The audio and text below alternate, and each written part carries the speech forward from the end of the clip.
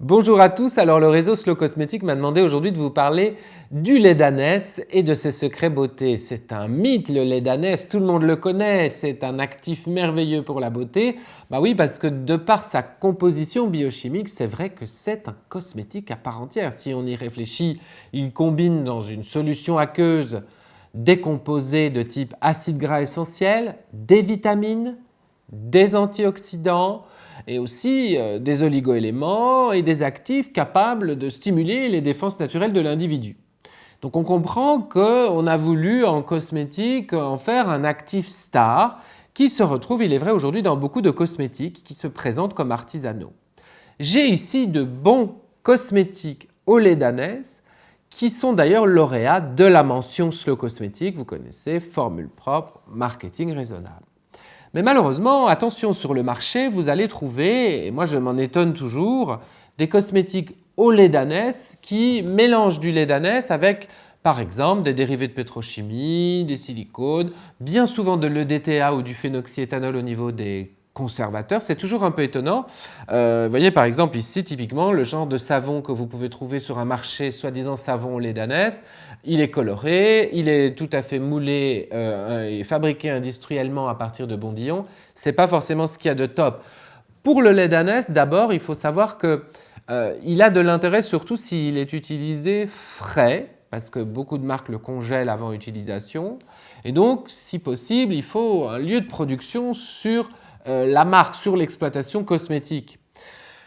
Les ânesses ne doivent, si possible, pas être poussées à produire ce lait, c'est-à-dire qu'elles le produisent naturellement lors, bien sûr, lorsqu'elles ont mis bas, etc., et qu'elles élèvent l'anon, mais il ne faudrait pas non plus mettre l'ânesse dans une situation où on la fait enfanter pour justement avoir une production de lait.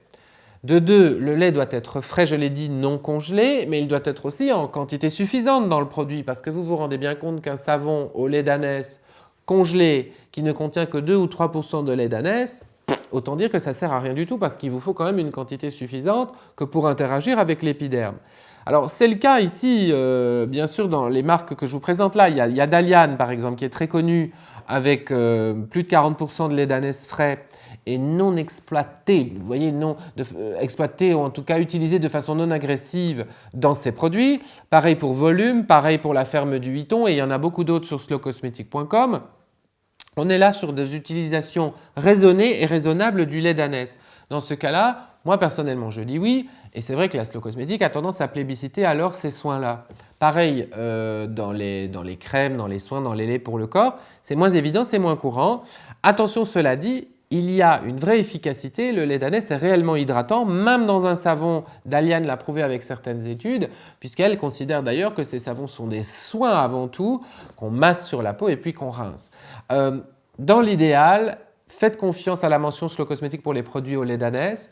Lorsqu'il n'y a pas la mention Slow Cosmétique, essayez de repérer dans la liste des ingrédients le mot INKI, qui est donc Azina et Lac, le lait d'ânesse, en bonne position en début de liste d'ingrédients, ou Donkey Milk, c'est la même chose en anglais, au début de la liste des ingrédients. Demandez au fabricant si le lait d'ânesse est produit de façon responsable, avec un respect pour la vie de l'animal.